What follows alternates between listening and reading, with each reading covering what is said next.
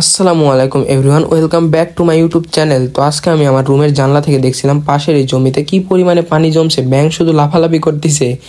কালকে রাতে অনেক বৃষ্টি হয়েছে, বৃষ্টির কারণে পানিটা জমছে। তো এই পানি দেখতে দেখতে মা খাবার দিয়ে গেল। তো তাড়াতাড়ি খাবারটা শেষ করে আমি চলে আসলাম তিনতলায়। তিনতলায় আসার কারণ মূলত আমার গাছে একটু পানি দিব। পানি না দিলে গাছ বড় হবে না তাড়াতাড়ি, আর গাছ যত বড় হবে তত বেশি ফুল ফুটবে। তো আমি তাড়াতাড়ি পানি দিয়ে নেব, কারণ আজকে অনেক কাজ আছে। আর দেখেন এখান থেকে নিচের ভিড়ের পানিগুলো দেখতে কত ভালো লাগছে। তো ওখান থেকে এসে রুমে দেখি আমার এই রুমে কে থাকে ভাই, কি অবস্থা এই রুমে। তো ম্যাজিক দিয়ে আমি রুমটা একটু পরিষ্কার করে নিলাম। পরিষ্কার করা শেষে নিজেও একটু পরিষ্কার হয়ে নেব, কারণ পরিষ্কার আজকে অনেক কাজ আছে। বাজারে যাইতে হবে গোসল টোসল করে। তো গোসল করে আমি চলে আসলাম বাজারে। এটা আমাদের বগুড়া বউ বাজার, এখানে সবাই বাজার করতে আসে। তো বাজার থেকে এসে দেখি অনেক বৃষ্টি পড়ছে।